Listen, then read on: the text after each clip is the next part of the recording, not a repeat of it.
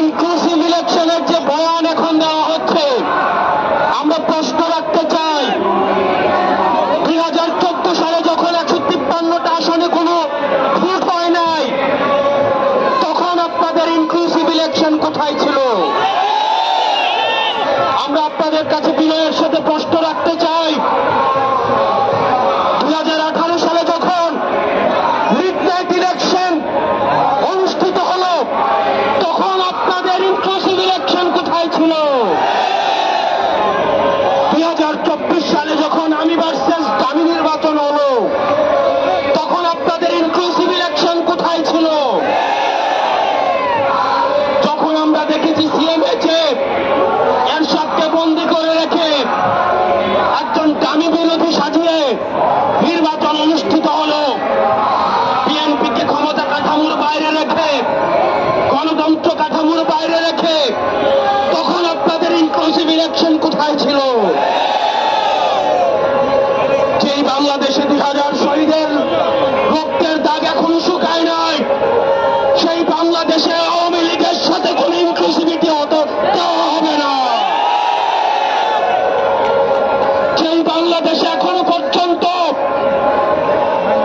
সাপ্তাহ হত্যাকাণ্ডের বিচার হয় নাই, পিলখানা হত্যাকাণ্ডের বিচার হয় নাই, ভারত বিরোধী আগ্রাসন হত্যাকাণ্ডের বিচার হয় নাই, আপনার হত্যাকাণ্ডের বিচার এখনো পর্যন্ত সুনিশ্চিত হয় নাই।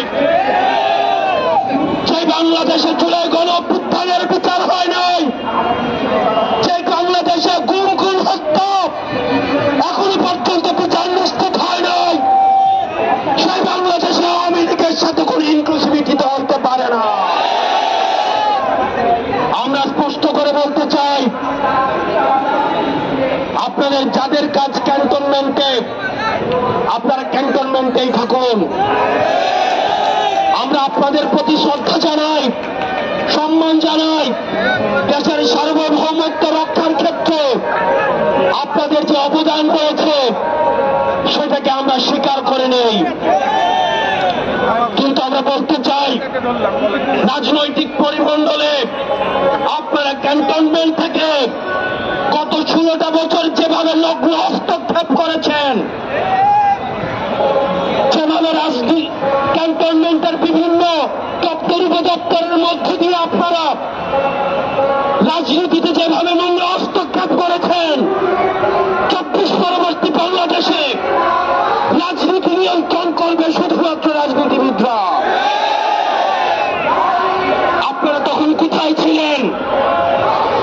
বিগত 1.5 দশক ধরে আমরা কোন চ্যানেলকে দেখি নাই পদত্যাগ করতে। দেশে অত অন্যায় অবিচার, এত খুন খুন হত্যা হয়েছে, এত জুলুম প্রতিষ্ঠিত হয়েছে, আমরা কোন সচিবকে দেখি নাই পদত্যাগ করতে। একটা চ্যানেলের কি মেরুদণ্ড সভা ছিল না? আপনারা তখন কোথায় ছিলেন? আমরা কাউকেই দেখি নাই ও অন্যায়ের প্রতিবাদ করে কেউ চাকরি থেকে পদত্যাগ করতে।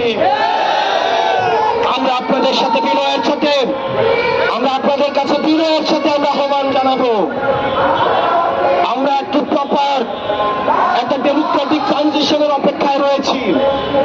যে গণতান্ত্রিক প্রক্রিয়ার মধ্য দিয়ে আমাদের যে ন্যূনতম সংস্কারগুলো রয়েছে, এই সংস্কার প্রক্রিয়া শেষে আমরা একটি ফ্রি ফেয়ার এন্ড পার্টিসিপেটরি নির্বাচনের মধ্য দিয়ে, যেটি গত 1.5 দশক ধরে রাষ্ট্র কাঠামোর সহযোগিতায় এই গণতান্ত্রিক পরিবেশের কে আপনারা নষ্ট করেছেন, আমরা সেই পরিবেশে ফিরিয়ে দিতে চাই। সুতরাং এই পরিবেশটিকে ফিরিয়ে দেওয়ার জন্য আপনারা বাধা হয়ে দাঁড়াবেন না। প্রিয় সহযোদ্ধা এবং রাজনীতিবিদ আপনারা যারা রয়েছেন, আপনারা আওয়ামী লীগকে এখনো চিনে উঠতে পারেন না।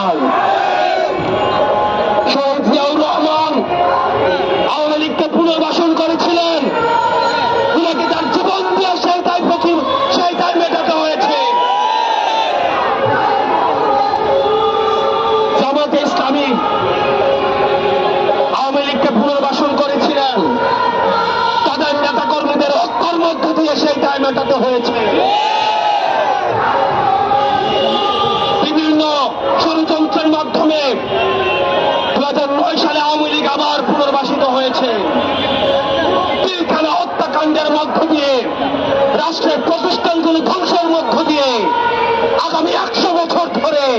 সেই দায় আবার আমাদেরকে দিতে হবে।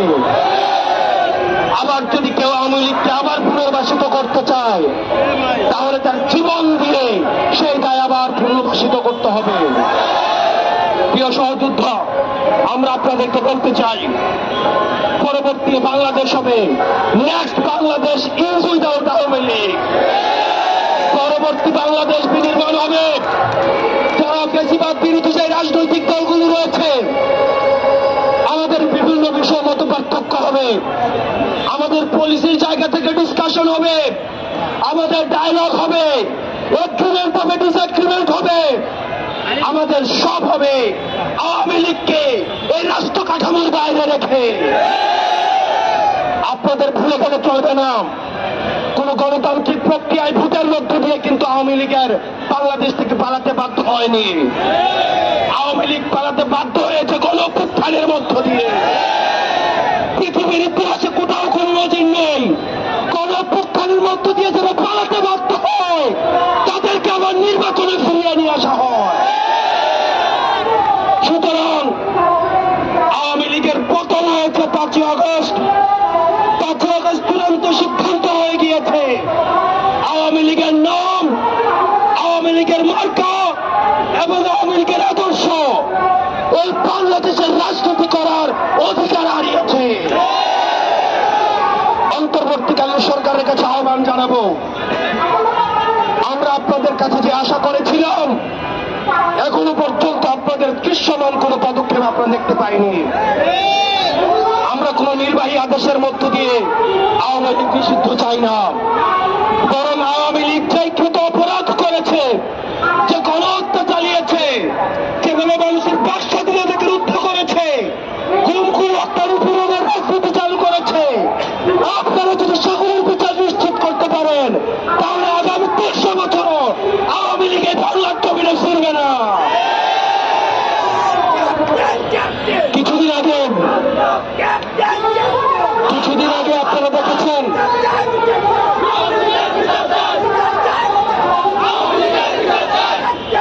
কিছুদিন আগে দেখেছেন 10টা ফেরাউন, 10টা নমরুদকে যদি একসাথে করা হয় তাহলেও একটা হাসিনা হবে না। হাসিনা 10টা ফেরাউনের থেকেও ভয়ঙ্কর, 10টা নমরুদের থেকেও ভয়ঙ্কর। এই বাংলার মাটিতে 5টা সাফল্য যতদিন পর্যন্ত আছে, এনসিপির ব্যানার যতদিন পর্যন্ত আছে, কোন আওয়ামী লীগকে এই বাংলার জমিনে পুনর্বাসিত হইতে দেওয়া হবে না। আমরা অন্তর্বর্তীকালীন সরকারকে বলতে চাই, আপনারা দ্রুততম সময়ের মধ্যে আপনারা আওয়ামী লীগের নিবন্ধন বাতিল করতে হবে। আওয়ামী লীগকে বিচার প্রক্রিয়ার মধ্য দিয়ে আওয়ামী লীগ বিষয়ে আপনাদেরকে সিদ্ধান্ত নিতে হবে। আওয়ামী লীগের বিচার প্রক্রিয়ার মধ্য দিয়ে আওয়ামী লীগকে নিষিদ্ধ করতে হবে। আমরা আবার বলতে চাই, আওয়ামী লীগ হচ্ছে তো ট্রান্সপ্লান্টেড, আওয়ামী লীগ হচ্ছে ইমপ্লান্টেড শক্তি, আর ইমপ্লান্টেড শক্তি। আওয়ামী লীগ কোন রাজনৈতিক দল নয়, এটা হচ্ছে ভারতীয় আধিপত্যবাদের এক্সটেনশন। এটার আমাদের গতকাল আমাদের উপদেষ্টা মাহফুজ আলম বলেছেন, এই যে এটার নাটাই হচ্ছে ভারতে আর ঘুড়িগুলো হচ্ছে বাংলাদেশে। 5ই আগস্ট হচ্ছে সেই ঘুড়ির সুতা আমরা কেটে দিয়েছি। আমরা বলতে চাই, এই ভারতীয় আধিপত্যবাদ এই বাংলাদেশে আর কখনোই ফিরতে দেওয়া হবে না। এই কারণে আমরা বলতে চাই, আমরা কোন ইনস্টিটিউশনের বিরুদ্ধে না, আমরা স্পষ্ট করতে চাই, আমরা কোন ইনস্টিটিউশনের বিরুদ্ধে না, বরং যে ইনস্টিটিউশনগুলোকে ধ্বংস করা হয়েছে আমরা সকলকে আমরা পুনঃপ্রতিষ্ঠা করতে চাই।